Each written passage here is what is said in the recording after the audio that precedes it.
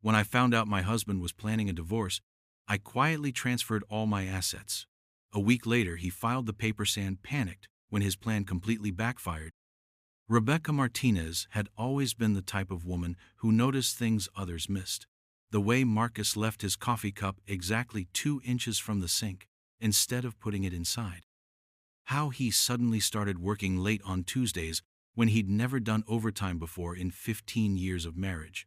The fresh cologne that wasn't the same brand sitting on their bathroom counter for the past decade. But it was the phone call she accidentally overheard that changed everything. Standing outside his home office with a load of his freshly ironed shirts, she heard Marcus's voice through the slightly open door, low and urgent. "Brad, I need this done fast. She can't know until it's too late." "Yeah, I understand about the assets. That's exactly why we need to move quickly." Rebecca's hands trembled as she clutched the hangers. 38 years old, married for 15 years, and she was about to lose everything she'd helped build. She backed away from the door slowly, her heart hammering against her ribs. The shirt slipped from her grasp, hangers clattering on the hardwood floor. Marcus's voice stopped mid-sentence. "Becca? That you, honey?" "Just dropped some laundry," she called back, amazed at how steady her voice sounded. "Sorry about the noise." She gathered the shirts with shaking hands, her mind racing. Brad Coleman was Dallas's most ruthless divorce attorney. She'd seen his billboards around town, promising to protect what's rightfully yours. Marcus wasn't just planning to leave her, he was planning to destroy her financially in the process. That night, as Marcus slept beside her, Rebecca stared at the ceiling. They owned 3 rental properties, a successful landscaping business she'd helped him build from nothing, and savings accounts that had grown fat from her careful budgeting over the years. She'd sacrificed her own career dreams to support his ambitions, believing they were building something together. Now she realized she'd been building his escape plan. The next morning, Rebecca called in sick to her part-time job at the local library. Instead, she drove to the downtown Dallas office of Janet Walsh, the attorney her friend Claire had recommended after her own messy divorce 2 years earlier. Janet was a small woman with sharp eyes and silver hair pulled back in a severe bun. She listened without interruption as Rebecca explained what she'd overheard, taking notes in neat handwriting. "Texas is a community property state," Janet said finally. "Everything acquired during the marriage belongs equally to both spouses. But if he's planning to hide assets or claim the business predates the marriage," she tapped her pen against her legal pad, "how quickly can you document everything you own together?" Rebecca had always been meticulous with records. "I have copies of everything at home. Bank statements, property deeds, business papers. I handle all our finances." For the first time, Janet smiled. "Then we have an advantage he doesn't know about." Over the next 3 days, Rebecca moved like a woman possessed. While Marcus was at work, she photographed every document, downloaded bank statements, and created a comprehensive inventory of their shared assets. She discovered things that made her stomach churn. A secret credit card with charges to expensive restaurants she'd never been to. Hotel bookings for weekend trips he'd claimed were business meetings. But the worst revelation came when she accessed their business accounts. Marcus had been slowly transferring money to a separate account she didn't know existed. $43,000 had disappeared over the past 6 months, moved in small amounts that she might not have noticed if she hadn't been looking for exactly this kind of deception. Her hands shook as she printed the evidence. 15 years of marriage, and he'd been planning his exit strategy for half a year. How long had he been lying to her face, kissing her goodnight, while plotting to leave her with nothing? "He's been planning this longer than you realized," Janet said when Rebecca brought her the evidence. They sat in Janet's office, manila folders spread across the conference table like battle plans. The secret account, the asset transfers. This level of preparation suggests he's been working with Coleman for months. Rebecca felt nauseous. "What do we do?" "We move faster than he expects." Janet's voice carried the cold precision of someone who'd fought these battles before. "Texas law allows you to access and protect community property if you believe your spouse is attempting to waste or conceal assets. We can legally transfer funds to prevent him from hiding them." Is that what I should do?" Janet leaned back in her chair. Rebecca, in my 23 years practicing family law, I've seen too many wives left with nothing because they played fair while their husbands played dirty.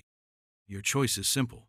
Protect yourself, or trust that a man who's been secretly stealing from you will suddenly develop a conscience. That afternoon, Rebecca sat in her car outside First National Bank, gripping the steering wheel until her knuckles turned white. She'd been Mrs. Marcus Martinez for so long, she'd almost forgotten who Rebecca Chen had been before marriage. The ambitious young woman who'd graduated summa cum laude with a business degree, who'd dreamed of starting her own consulting firm before love convinced her to support someone else's dreams instead. Inside the bank, she moved with mechanical precision. Their joint savings account held $112,000. Their business account contained another $87,000. She transferred it all to a new account in her name alone, her heart pounding with each signature. The teller, a young man with kind eyes, noticed her trembling hands. "Big purchase?" he asked conversationally. "Something like that," Rebecca managed. She wasn't lying. She was purchasing her freedom, and the price was 15 years of trust. The rental properties were trickier. Rebecca spent 2 sleepless nights researching Texas property law, learning about quitclaim deeds and title transfers. With Janet's guidance, she discovered that as joint owners, she could legally transfer her interest in the properties to herself individually, a technical maneuver that would protect her 50% ownership even if Marcus tried to sell them without her knowledge. Friday morning, while Marcus attended his weekly golf game, Rebecca visited 3 different title companies. The paperwork was complex, requiring notarization and precise legal language, but by noon, her stake in their real estate empire was protected. She returned home to find Marcus in the kitchen, making his post-golf sandwich.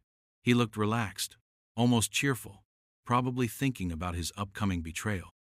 The sight of him casually spreading mustard on bread while planning to destroy her life filled Rebecca with cold fury. "Good game?" she asked, proud of how normal she sounded.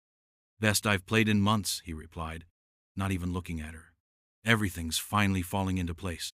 Sunday evening, Marcus received a call that made him pace the living room like a caged animal.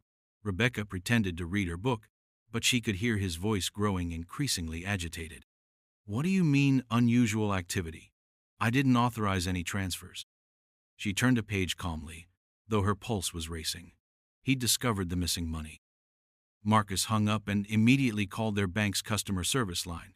Rebecca listened to him work through the automated system, his voice tight with barely controlled panic. When he finally reached a human representative, his tone turned sharp and demanding. "This is Marcus Martinez. Someone has stolen money from my accounts. I want to know exactly what happened, and I want it fixed immediately."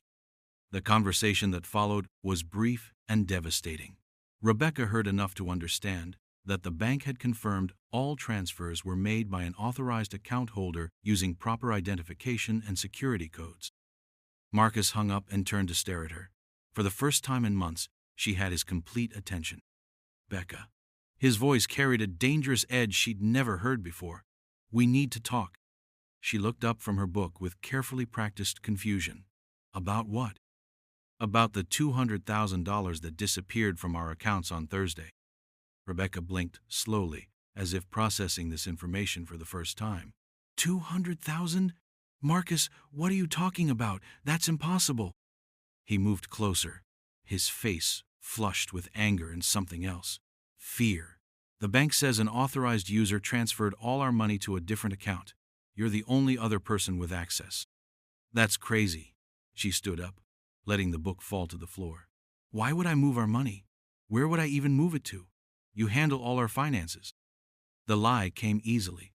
For 15 years, she'd been the one balancing their checkbooks, managing their investments, and tracking every expense. But Marcus had always taken credit for their financial success, telling friends and family about his business acumen while she stayed silent. Marcus ran his hands through his hair, a gesture she recognized from their early years together when he'd been stressed about starting the business. Back then, she'd found it endearing. Now it just looked pathetic. "This doesn't make sense," he muttered. The timing is. This is really bad timing, Becca. Bad timing for what? She tilted her head, the picture of confused innocence. He caught himself, probably remembering that she wasn't supposed to know about his divorce plans. Just, with the business expansion we discussed. I need access to that money for the new equipment. Another lie. There was no business expansion.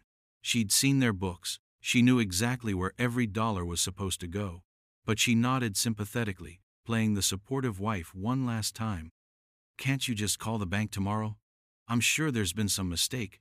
These things happen with computer systems. Marcus stared at her for a long moment, and she wondered if he could see through her performance. But 15 years of marriage had taught him to underestimate her. He saw what he expected to see: his compliant wife, confused and helpless in the face of financial complexity. That evening, Rebecca came home to find Marcus in his office with Brad Coleman. Through the open door, she could see papers spread across the desk, and two men who looked like they'd been hit by a truck. Mrs. Martinez. Brad Coleman stood as she approached. He was exactly what she'd expected. Expensive suit, practiced smile, and eyes like a shark. I hope you don't mind me stopping by. Marcus and I were discussing some business matters. Of course.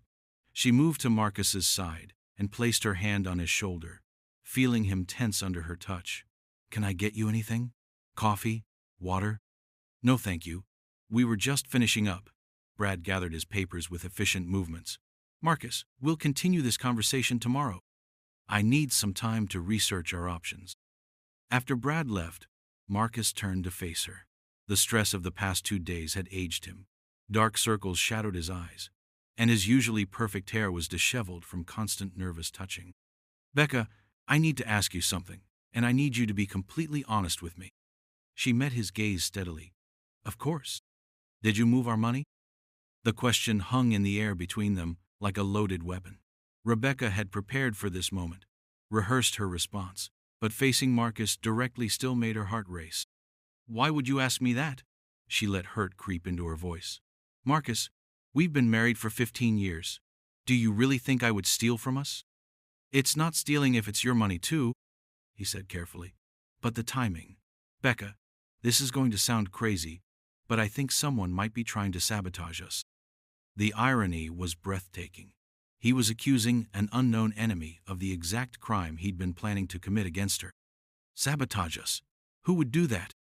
Marcus began pacing again, his agitation growing. A competitor, maybe. Someone who wants to hurt the business. Or, he stopped, staring at her with sudden suspicion. Have you talked to anyone about our finances? Your friend Claire, maybe? Rebecca bristled with genuine indignation. Claire went through a divorce, Marcus. She's not plotting against happy marriages.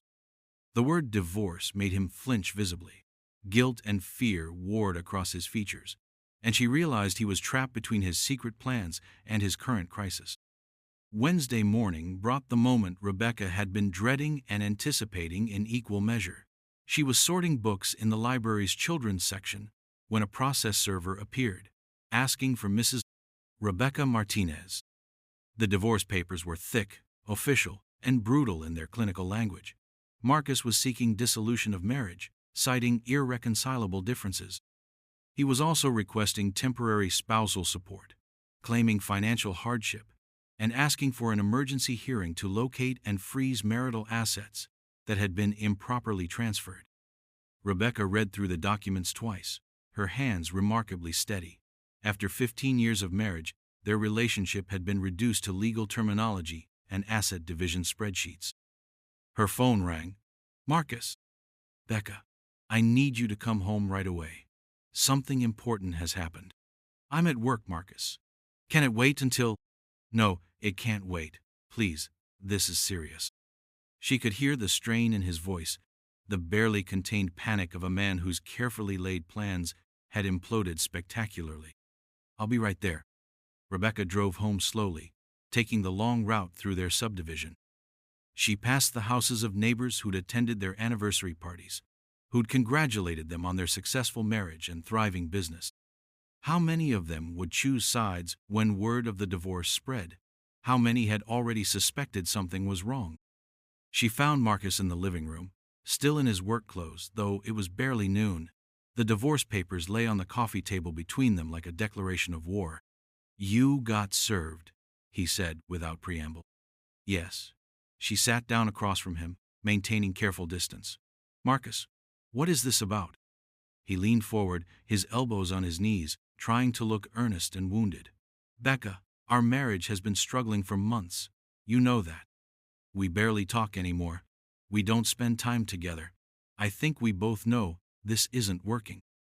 The performance was almost insulting in its transparency. He was trying to rewrite their history, to make her complicit in a decision she'd had no part in making. "I didn't know you felt that way," she said quietly. "I've hired an attorney, too," Rebecca said quietly. The words hit Marcus like a physical blow. His face went pale, then flushed red with what looked like genuine shock. "You what? When?" "This afternoon, after I received the papers." The lie came easily. "I called Janet Walsh. Claire recommended her." Marcus stood up abruptly, beginning his familiar pacing routine. "Becca, you don't need a lawyer. We can work this out between ourselves. Keep it simple and friendly. Lawyers just complicate things and cost money we don't have." Money they didn't have, because she'd moved it beyond his reach. The situation was becoming almost comically circular. "You have a lawyer," she pointed out reasonably. "That's different. I filed first, so I needed legal representation. But if we both hire lawyers, this whole thing becomes adversarial. Is that what you want?" She looked at him steadily. "I want to protect myself, Marcus, just like you're protecting yourself." Something in her tone must have alerted him to danger. His pacing stopped, and he studied her face with new attention. "What exactly did you tell this lawyer?" Rebecca met his scrutiny without flinching. "I told her my husband filed for divorce, and I need legal advice about protecting my interests." "What interests specifically?" The question carried an edge of suspicion that hadn't been there before. Marcus was finally beginning to realize that his compliant wife might not be as naive as he'd assumed. "Our house, the rental properties, my share of the business." She paused. "The money that disappeared from our accounts." Marcus went very still. "What about the money?" "Well, if someone really is trying to sabotage us, shouldn't we be working together to figure out who and how, instead of filing for divorce right when our finances are under attack?" She watched understanding dawn in his eyes. He was beginning to suspect that the timing wasn't coincidental, that perhaps the mysterious theft and his divorce filing were connected in ways he hadn't considered. "Becca." His voice was carefully controlled. "Do you know something about our missing money?" "I know it disappeared right before you decided our marriage was over," she replied. "That seems like quite a coincidence." The silence stretched between them, heavy with unspoken accusations and dawning realizations. Marcus sat down slowly, his lawyer's brain apparently working through possibilities he'd been too panicked to consider before. "You think I took our money?" Rebecca tilted her head slightly. "Did you?" "Of course not, Becca. That money disappearing is destroying everything I've worked for. Why would I sabotage myself?" "I don't know, Marcus. Why would you?" The circular conversation was driving him to distraction. She could see him struggling with the impossible math of the situation. He needed their assets to fund his divorce and new life, but those assets had vanished just as he was ready to claim them. "This is insane," he muttered. "You're acting like I'm the enemy here." "Aren't you?" The question slipped out before she could stop it, carrying more raw pain than she'd intended to reveal. Marcus looked up sharply. "What's that supposed to mean?" Rebecca stood up, suddenly tired of the performance. "It means I overheard your phone call with Brad Coleman last week. I know you've been planning this divorce for months. I know about the secret account where you've been hiding money." The confession hit Marcus like a sledgehammer. His face cycled through denial, anger, and finally a kind of defeated recognition. The game was over, and they both knew it. "How long have you known?" he asked quietly. "Long enough." Rebecca sat back down, feeling strangely calm now that the truth was finally in the open. "Long enough to realize that the man I married disappeared sometime in the last few years, and I've been living with a stranger who was planning to destroy me financially while I slept next to him every night." Marcus buried his face in his hands. It wasn't supposed to happen like this. How was it supposed to happen, Marcus? You steal our money, file for divorce, claiming poverty, and I just accept being left with nothing after 15 years? You would have been fine, he said defensively. You're smart. You have your degree. You could rebuild. With what? You were planning to take everything we built together and leave me to start over at 38 with nothing but my library job. He looked up at her then, and for a moment, she saw a flicker of the man she'd fallen in love with decades ago. I never meant to hurt you, Becca. I felt trapped. Like I was drowning in this life we'd built. Rebecca studied his face, searching for sincerity in his words. So instead of talking to me about feeling trapped, you decided to escape by stealing from me? It wasn't stealing, it was planning. I was going to make sure you were taken care of. By hiding money in secret accounts? And hiring the most ruthless divorce attorney in Dallas? Marcus winced. Brad said I needed to protect myself. He said you might try to take more than your fair share out of spite. My fair share of what we built together. What I sacrificed my own career to help you build. Rebecca felt 15 years of suppressed resentment rising to the surface. I gave up my dreams to support yours, Marcus. I believed we were partners. We were partners, but partnerships end sometimes. Not like this. Partners don't plot against each other in secret. Partners don't steal, and scheme, and lie. She stood up again, needing distance from his presence. You want to know where the money went?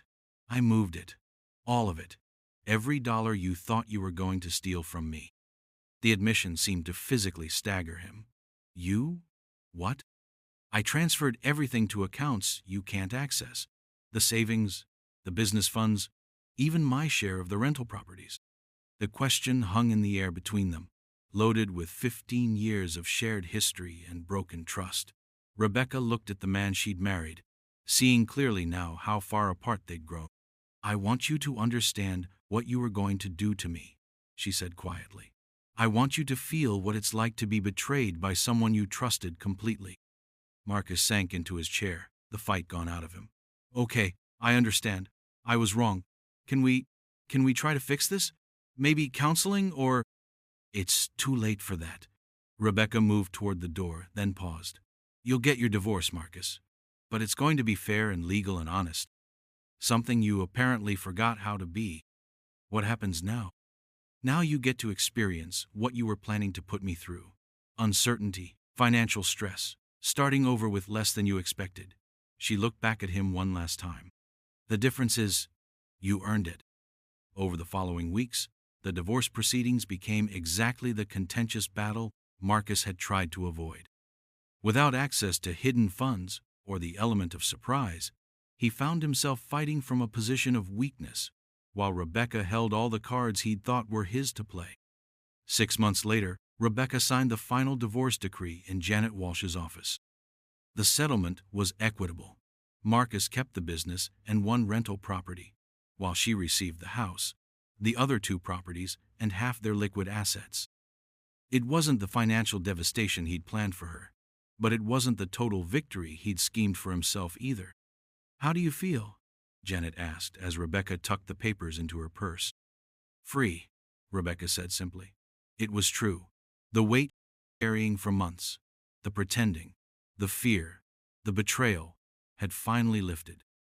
That evening, she sat in her kitchen now, with a cup of tea and her laptop, researching business consulting firms in Dallas. At 38, she was finally ready to pursue the dreams she'd set aside for someone else's ambitions. Her phone buzzed with a text from Claire. Dinner tonight? Want to hear how the new Rebecca is settling in. The new Rebecca, she liked that. The old Rebecca had been someone who trusted completely and questioned nothing. The new Rebecca knew better. She learned that sometimes the people closest to you were the ones planning to hurt you most, and that protecting yourself wasn't selfish, it was survival. She typed back, Yes, I have a lot to tell you. Outside, the Texas sun was setting over her neighborhood, painting everything golden. It felt like a beginning.